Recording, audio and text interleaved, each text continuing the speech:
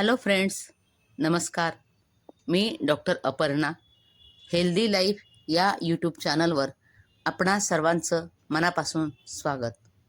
आपण या भागामध्ये बघणार आहोत पश्चातापमुक्त आणि आनंदी जीवन जगण्यासाठी आपल्याला काय केलं पाहिजे.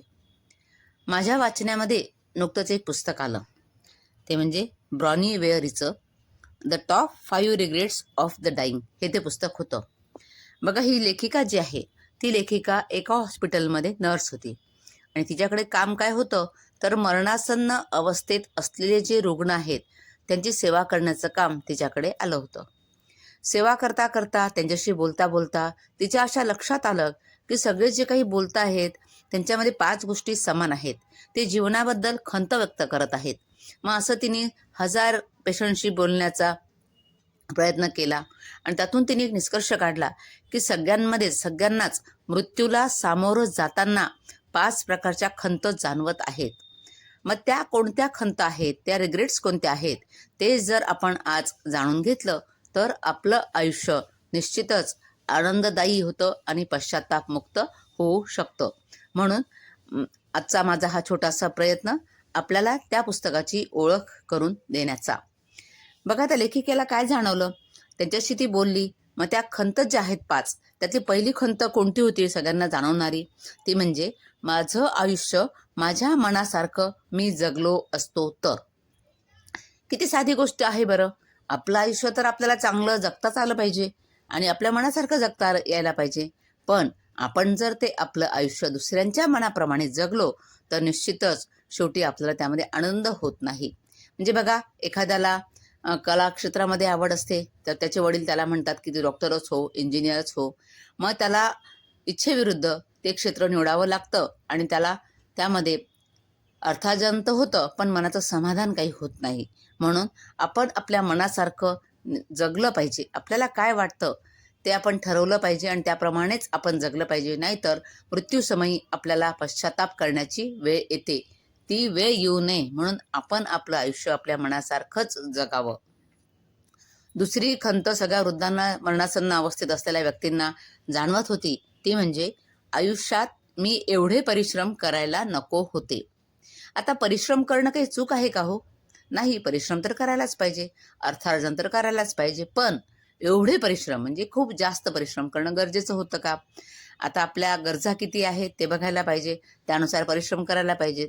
पण होतं काय की ह्या संसार चालवताना किंवा पैसा कमवताना इतकं धुंदीमध्ये माणूस जगतो की आपल्या आजूबाजूला कोणी आहेत, आपला परिवार आहे, आपले आप्तजन आहेत हे विसरूनच जातो. पैसा एके पैसा एवढंच त्याचं काम चालू असतं आणि खूप पैसा कमावतो, बँक बॅलन्स खूप असतं, गाडी बंगला सगळ्या गोष्टी अनुकूल असतात. पण जेव्हा तो मरणासन्न अवस्थेत असतो त्यावेळी त्याला हे जाणवायला लागतं की अरे, एवढा मी पैसा कमावला काय कामाचा.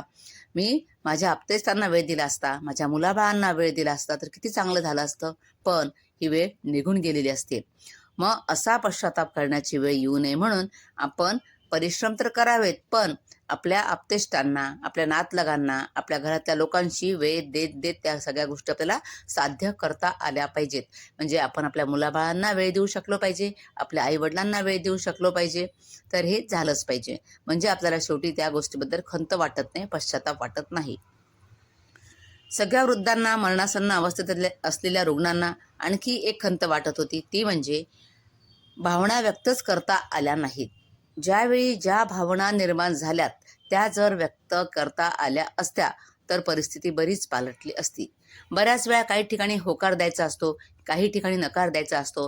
पण वेळीच होकार दिला नाही, वेळीच नकार दिला नाही तर वेगळीच परिस्थिती होती आणि शेवटी वाटायला लागतं अरे, त्यावेळीच आपण जर बोललो असतो माझ्याकडनं हे होत नाही किंवा मला हे करायचं तर होऊन गेलं असतं. पण मग आता पश्चातापाशिवाय वेळ आपल्या हातात काहीच नाही आहे. म्हणून आपल्या भावना आपल्याला व्यक्त करायला पाहिजे, वेळीच करता आल्या पाहिजेत. किंवा एखाद्या ठिकाणी प्रेमभावना व्यक्त करायची गरज असते, ती जर व्यक्त केल्या गेली नाही तर ते प्रेम अर्धवटच राहतं.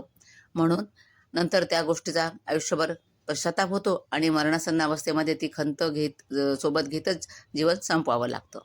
म्हणून आपल्या भावना वेळीच व्यक्त करता आल्या पाहिजेत. चौथी खंत जी मरणासन्न व्यक्तींना जाणवत होती ती म्हणजे मी माझ्या मित्रांच्या संपर्कामध्ये राहिलो असतो तर. बघा, कॉलेजमध्ये शाळेमध्ये आपला मित्रपरिवार खूप असतो, मैत्रिणी खूप असतात. पण लग्नानंतर जसं जसं आपण आपल्या म्हणजे गुंतून जातो, तेव्हा काय होतं की हळूहळू मित्रपरिवार आपल्यापासून दूर जातो. आणि काही जण असतात की अगदी वर्षातून एकदा का होईना गेट टुगेदर करतात, मित्रांना भेटतात आणि ते जरूर केलंच पाहिजे. पण काही जणांना अगदी आपला संसार एका संसार, आपलं काम एका काम करता करता मित्र-मैत्रिणी कधी दूर जातात ते कळतच नाही. आणि जेव्हा शेवटची वेळ येते, तेव्हा आपल्या आजूबाजूला आपलं मित्र कोणीच नसतात. सुखदुःखाच्या गोष्टी करण्यासाठी किंवा आपला वेळ घालवण्यासाठी आपल्याजवळ कोणीच नसतं. मग तेव्हा खंत वाटायला लागते, की अरे, मी माझा मित्रपरिवार जोडला असता तर. म्हणून ही खंत करण्याची वेळ येऊ नये म्हणून आपण आपला मित्रपरिवार हा वाढवला पाहिजे. आणि मरणासन्न अवस्थेत असलेल्या लोकांमध्ये शेवटची खंत अशी जाणवली, की मला आयुष्यभर खुश ठेवलं असतं तर. खरोखर आहे, आपल्याला खुश ठेवायचं तर आपणच ठेवलं पाहिजे. दुसरे कशाला आपल्याला खुश ठेवतील?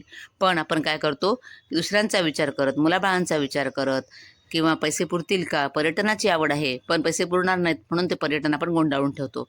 आणि मग शेवटी वाटतं, अरे हे तर फिरायचंच राहून गेलं, हे तर बघायचंच राहून गेलं किंवा कुठे मनासारख्या गोष्टी काही करायच्या होत्या, वाचन करायचं होतं किंवा योगाभ्यास करायचा होता, व्यायामाला वेळ द्यायचा होता किंवा छंद जोपासायचे होते. ते सगळेच राहून गेलेत कामाच्या व्यापामध्ये, आर्थिक तंगीमुळे हे करता आलं नाही. पण असं होऊ न देता वेळात वेळ काढून आपल्याला जमेल तसं आपण आपले छंद जोपासले पाहिजेत. ज्या गोष्टीमध्ये आपल्याला आनंद वाटतो, तो आनंद आपण मिळवलाच पाहिजे. कारण गेलेली वेळ पुन्हा परत येत नाही. सूर्योदयाची वेळ आहे. तो सकाळचा सूर्योदय बघणं, आकाशात उडणारे पक्षी बघणं, इंद्रधनुष्य बघणं, बाहेर मोकळ्या हवेत फिरायला जाणं, यासारखा दुसरा आनंद नाही. तो त्याच वेळी घ्यायला पाहिजे. उतारवयामध्ये गुडघे दुखायला लागतात आणि मग बाहेर जाणं होत नाही. मग तेव्हा वाटतं, अरे आपण ह्या सगळ्या गोष्टी केल्याच नाहीत, आता तर आपल्याकडनं होत नाही. म्हणून अशी खंत करण्याची वेळ आपल्यावर येऊ नये असं जर वाटत असेल, तर आपण वेळीच ह्या सगळ्या गोष्टी लक्षात घेतल्या पाहिजे. त्यानुसार आपल्यामध्ये जरूर ते बदल केले पाहिजेत. म्हणजे आपल्याला शेवटच्या अवस्थेमध्ये आपल्याला या खंत, हा पश्चाताप, रिग्रेट्स करण्याची वेळ येणार नाही. माझा हा व्हिडिओ आपल्याला कसा वाटला? जरूर लाईक करा, शेअर करा, कमेंट करा आणि माझं चॅनल सबस्क्राईब करायला विसरू नका. धन्यवाद.